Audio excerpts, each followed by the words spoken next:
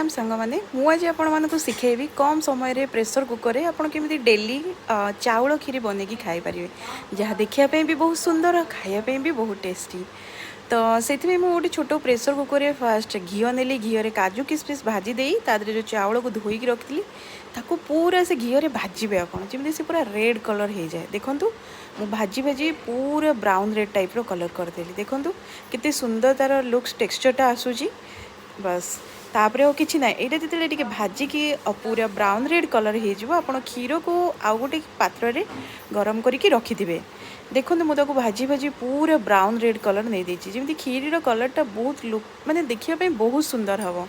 आप माने पिला माने घर लोक खायापी भी बहुत पसंद करेंगे एमती खीरी की जोटा कि कम मीठा देकी भी आपड़ करेंगे देहपाई भी भल। जो मैंने आजिकल तो घरे घरे डायबिटीज तो जो मानक डायबिटीज रोग अच्छी कि गैस्ट्रिक अच्छी तो से बहुत भल हम ये पूरा हेल्दी खीरी ही यहाँ हम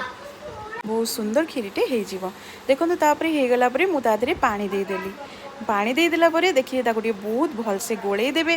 पानी मु गोटे ग्लास पानी देइछि आपन किंतु 2 ग्लास देवे जेहेतु मु बहुत कम खीरी बनाऊँगी से मु गोटे ग्लास पानी देइछि। आपड़ ये चाहिए आपड़ जब 2 मुठा चाउल करते 2 ग्लास 3 ग्लास पानी देदेले किछि नाई। तो मु पानी देकी देदेकी चीनी पकई देकी सीटी देदेली 4टा 5टा सीटी आपड़ देदेवे जमी चाउलटा पूरा घाटी होगी मिसीज देन तापर जहाँ जहाँ थी चामच रे दाबी दाबिकी आपड़ पूरा नरम करके पूरा मिक्स बैटर भाया करदेवे। देन तापर फुटुवा क्षीर रे नहीं कि ये जो चाउलटा प्रेसर कुकर सीटी दे रखिथे फुटुवा क्षीर रे नहीं कि ढालीदेवे जहाँ भी थी सब क्षीर पकई धोई धाई तादे ढालीदेवे। सांग मैंने आपणकर एबे खीरी रेडी बस एबे तार काम रहा से अध घंटा घंटाए फुटवाक देवे फुटी फुटी फुटी फुटी चाउल जी भी गोटा गोटा चाउल थी से सबूक मिसीज तापर सांग मैंने देखूँ खीरी लुक्सटा केते डेलीशियस आसुची मो पुओ तो देखिकी माने बहुत खुशी होगला आ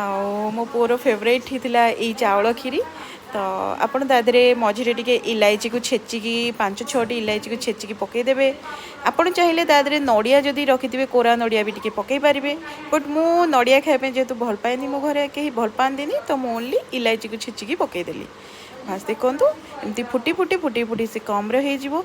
आउ सांग मैंने गोटे कथा कहवाई भूलीगली आप आदि चाहिए आपको गोटे मिल्क मेड पकई पारे जेहेतु मु डायबेटिक मु अल्प चीनी पकई मुझे मिल्क मेड पकईलेनी तो आपड़ टे बहलिया आहरी हाँपाई मिल्क मेड पकई पारे। तो सांग थैंक यू सांग मैंने केमती लगे मतलब मेसेज कर